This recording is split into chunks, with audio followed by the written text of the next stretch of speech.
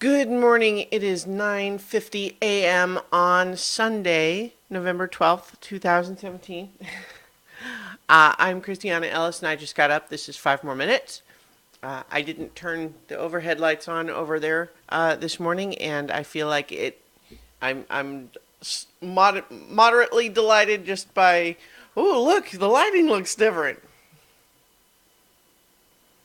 How are you guys today? Today's Sunday, and because apart from the extra life introduction interruption last weekend, uh, Sunday is when I do my rewatch series, and today I am going to be talking about Ghost in the Shell standalone complex episode 2, entitled Runaway Evidence Testation, which, because it's got that weird double title format that the show has chosen, which is interesting. I wonder if there's if there is some sort of a meaning to it. I am not aware of it, but I do find it interesting. As the show, as I mentioned last week, the show is broken into these standalone episodes versus complex episodes, which is kind of a fun structure given the whole nature of standalone. Complex being something that will come up later once we get into the complex episodes. But today, this episode was uh, the second standalone episode, and yet it still covers a lot of ground in terms of helping to flesh out and establish more about the world that the story takes place in. And it has some really deft touches in terms of helping to establish that, fill in a lot of details around the story in a quick, efficient way, I think. So we start off the episode with obviously some sort of a testing ground for tanks. And we can recognize these tanks as being sort of supersized versions of the Tachikoma mini tanks that we saw last time. These multi-legged, spidery, insect-looking tanks, which are kind of one of the signature things in the Ghost in the Shell canon, all throughout the different incarnations. Um, but we get a lot more from the Tachikomas this week, too. In fact, actually, let me briefly just.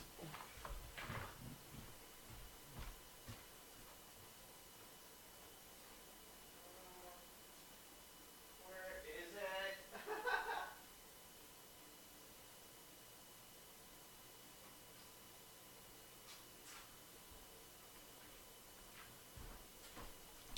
Well, shoot, that's embarrassing.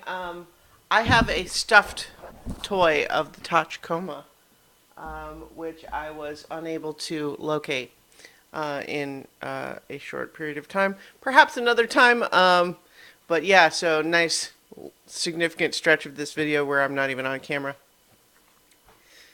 Anyway, the multi-legged tanks. The engineer in me can't help but see those and wonders, like, is that really the most efficient way to accomplish what they're looking for? But to be sure, as depicted on screen, they're very agile for their size.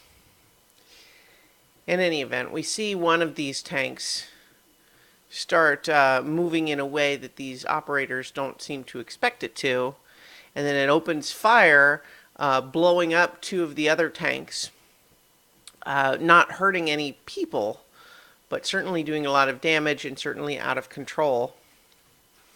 And then we see some nervous looking executive general types.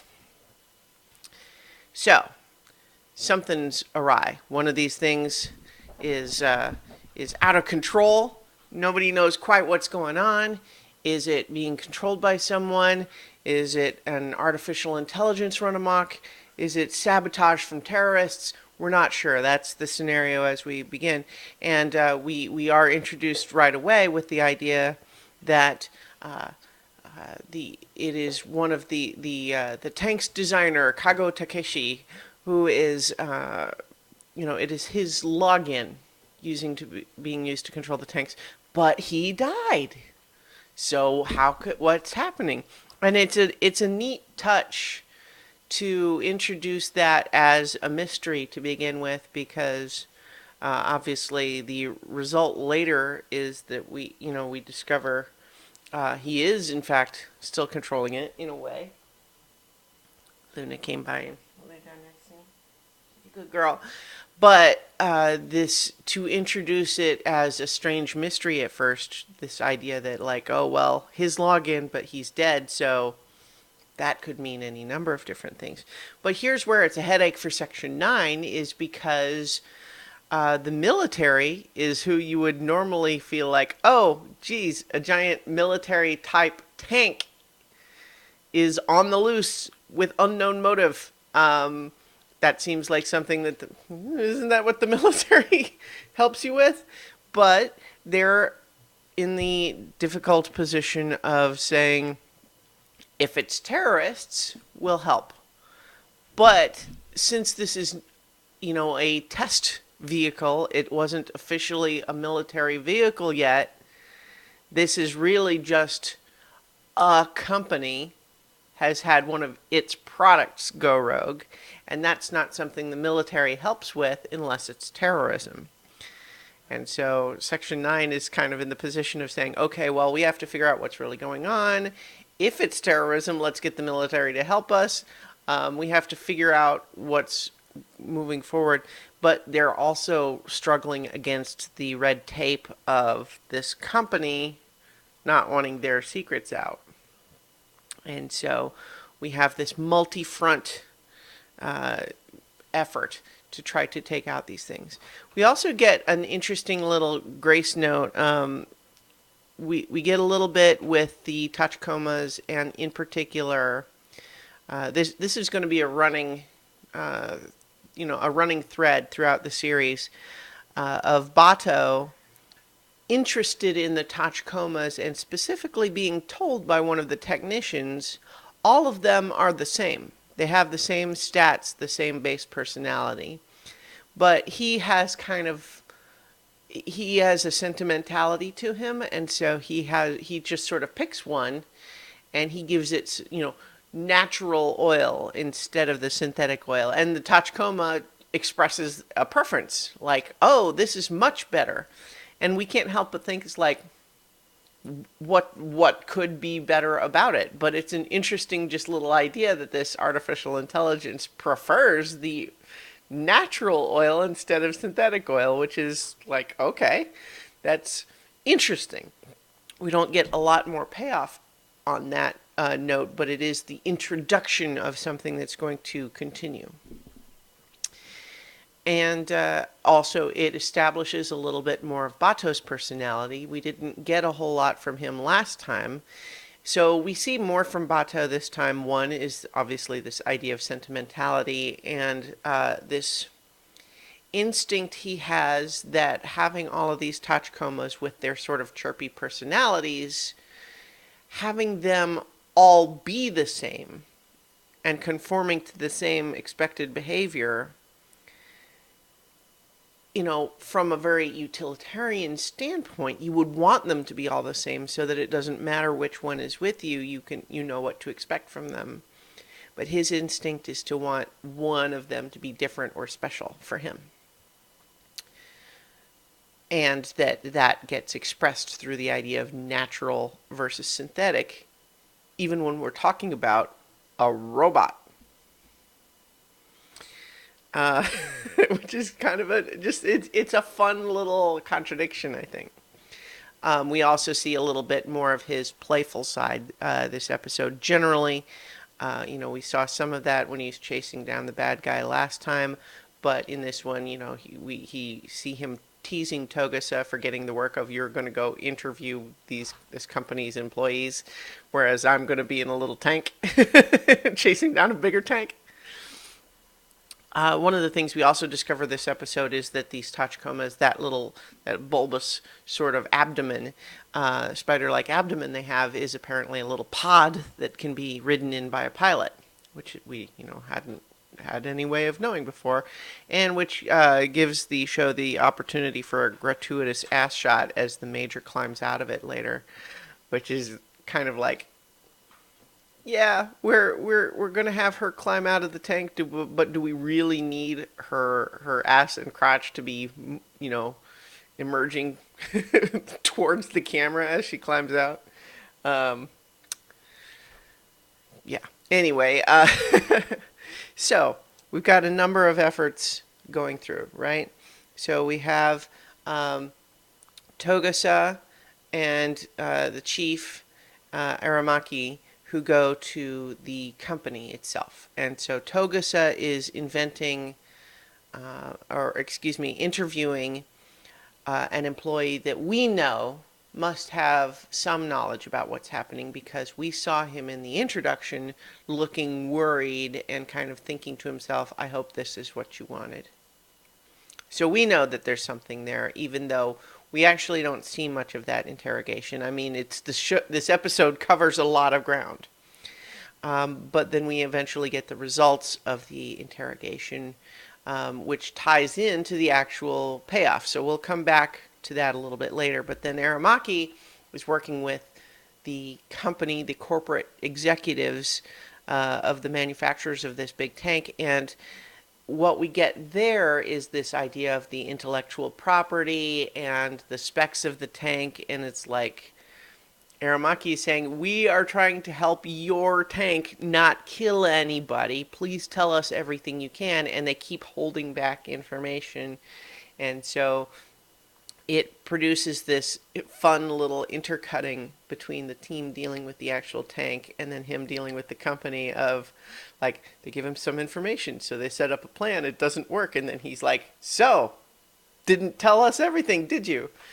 And this, we see just and this is where, we're filling in the details of the military-industrial complex that exists in this world, where you do have these corporations that are, government contractors, very much like our own real world, but dealing with these things of, this is a terrible problem for them, but what are you going to do? You need to get it taken care of. And in the meantime, we see the front with the Major and Bato being the ones that are fully in their full cyber bodies, fully prosthetic bodies. So therefore, they're kind of the toughest. So they're the frontline people. They're in the Tachikoma tanks, who are, rolling along with the tank, trying to keep an eye on it, and then later actively intervening, hoping to try to stop it. And we see them interact with the local law enforcement and basically tell them, it's like, all right, stand down, we're taking over, we don't want anybody hurt. And there's a really strong effort from everybody to try to, they're cautious, right? And that's kind of nice to see. There's this recognition this tank is very, very dangerous, and it's not been super violent yet, so let's try not to make it violent. If we can avoid provoking it, let's do that and find some other way to bring it down, and only kind of resorting to a more violent effort, when absolutely necessary. And so we see them, just tailing it for the most part. But then we get a little bit more from Saito and see more of his deal. We saw him be a sniper earlier. This is the guy with the eye patch and having that gigantic sniper rifle that has to be, bolted onto the bridge. And then his little eye patch flips up. It's some sort of a cyber, it's a cyber rangefinder thing that can tie into a satellite. And that's all kind of cool and fun. But then the idea that, oh no, this tank can actually tie into the same satellite and know to dodge just right before he fires. So there's a lot of cool, information being gleaned there. First, Saito's deal as the sniper and what his cyber stuff does, and also explains the eye patch, that in a world of prosthetics, why would someone really be missing an eye? Well, he's really not missing an eye. He has got a cyber prosthetic instead. But tying into the satellite is fun. The idea that the tank can do it back is fun. But then when he realizes that, he says, okay, he's Luke turning off the targeting computer, right? He's saying, well, I'm going to have to do it visually. And then even though the tank deploys these smoke countermeasures, he is able to hit it, but even that is insufficient to stop it. And by then the tank has passed by his sniper field of view. So we get lots of cool stuff from him, that he gets to look badass and do cool things, even though ultimately that effort is ineffective. And we don't get a lot from Boma other than he's helping Saito at that point. Boma is the kind of bald-headed guy. And then in the meantime, we have them following in the Tachikomas. We get an interesting bit where one of the Tachikomas tries to provoke a little bit of a different response to into the tank, trying to get it to change course, and it gets just shredded by this thing's machine guns.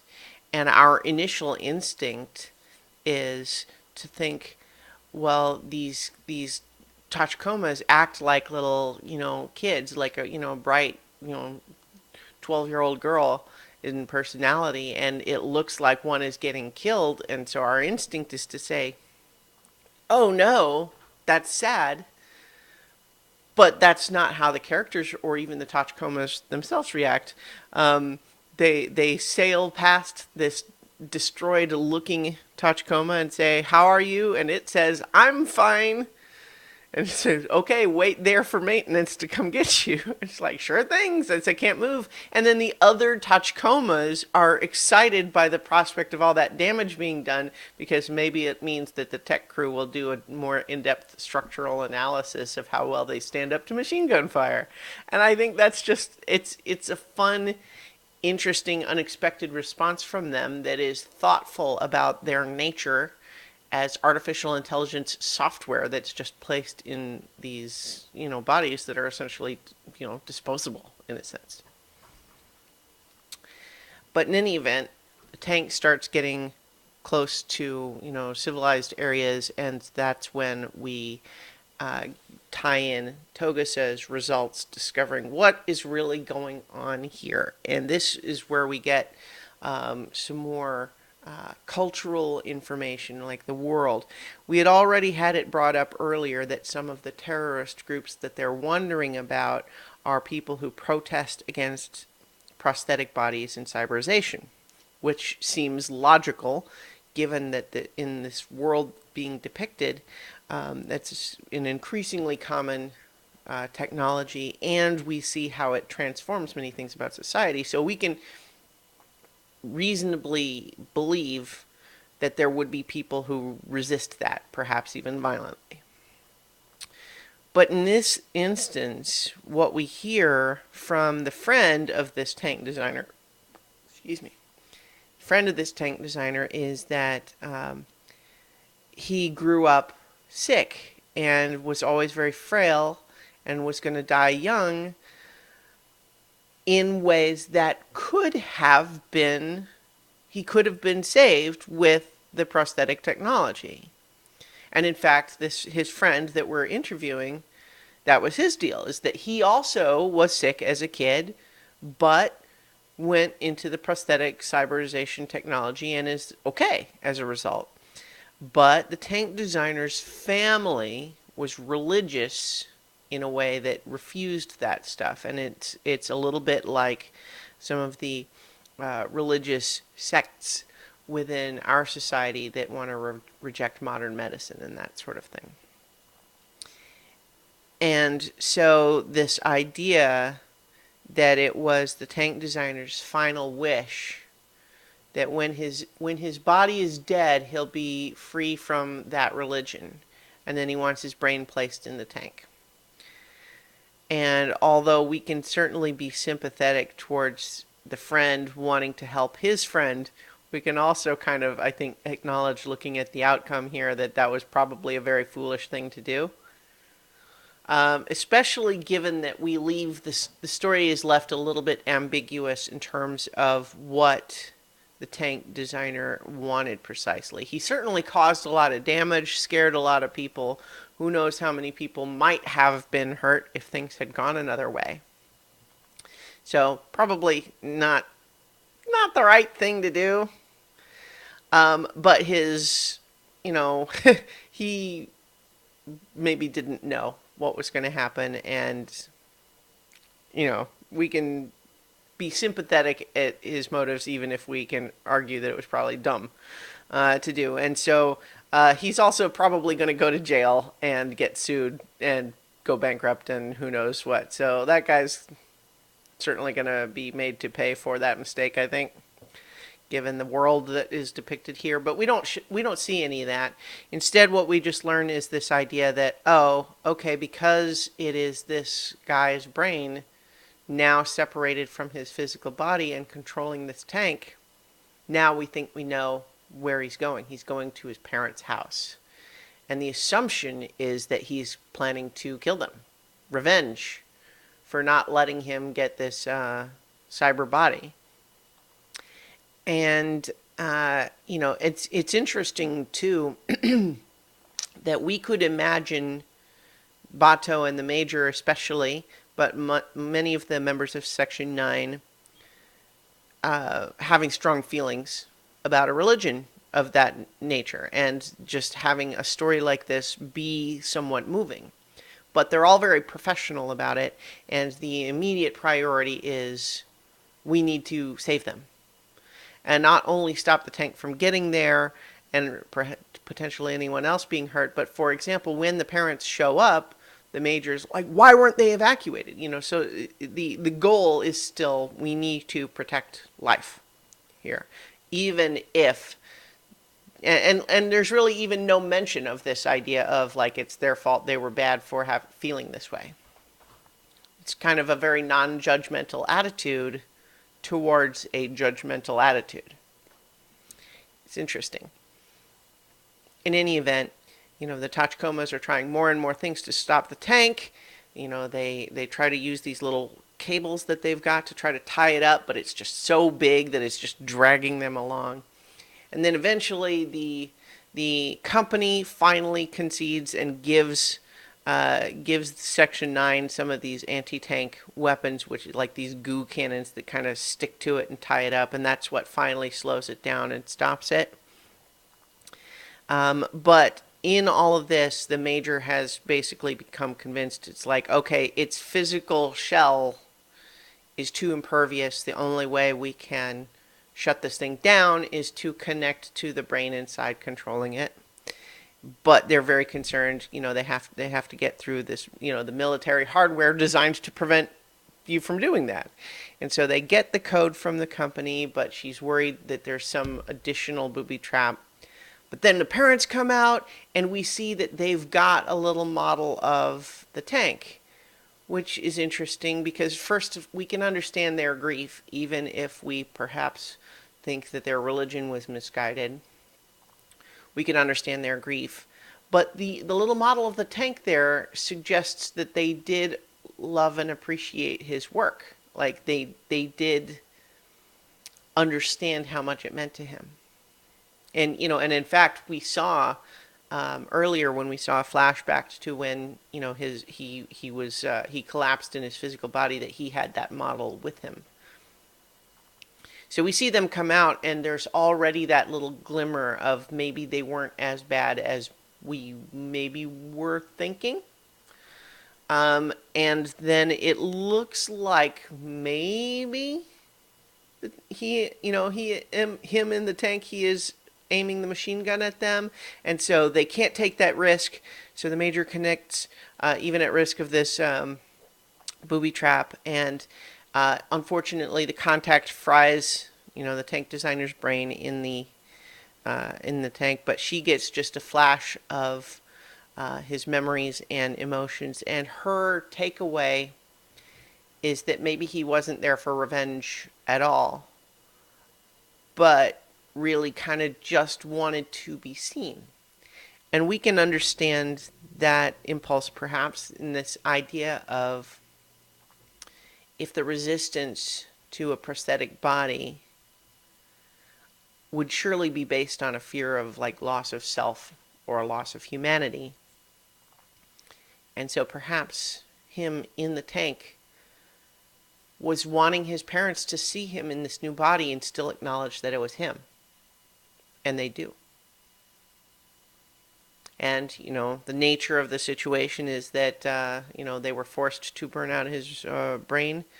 And that means that no way to ever find out if there was more to it. But we end as this show often does, dealing with the situation being a slightly ambivalent feeling about everything that just happened. But I think it was a great standalone episode in the sense that we get little bits of information about lots of aspects of society, the way that illnesses might lead to prosthetics, the idea of terrorism and what terrorist groups might be concerned about, the military-industrial complex, religions, all of these little things start getting filled in by the world as we see more from each of our characters and learn about a little bit more of the Tachikomas. And so the Tachikoma Club segment at the end, I hope if you're rewatching these, you realized that after the end credit sequence, that there's this little Tachikoma Club mini. Last time they talked about the relative value of spoken language versus electronic communication. And we have one of the Tachikomas returning home to say, oh, where is everybody? They left me a note. That's stupid because that is exactly, a note to say this is what happened is exactly the sort of thing that electronic communication makes more efficient, and yet leaves behind the poetry or thought organizing qualities of verbal language. And so it's frustrated like this. They don't get it at all. And then, of course, it looks like about to get squashed by one of the giant tanks, and this is silly little cartoony thing. We also get the first glimpse of a weird little four-legged robot in among them that is going to show up more later. Has not been introduced in the main sequence of episodes yet. But that, I think, will cover it for this episode. Standalone, complex, Runaway evidence testation. Next week, we're going to have one more standalone episode before we get a run of the complex episodes. That one is going to be called A Modest Rebellion, Android and I. So I'll be back next week with that.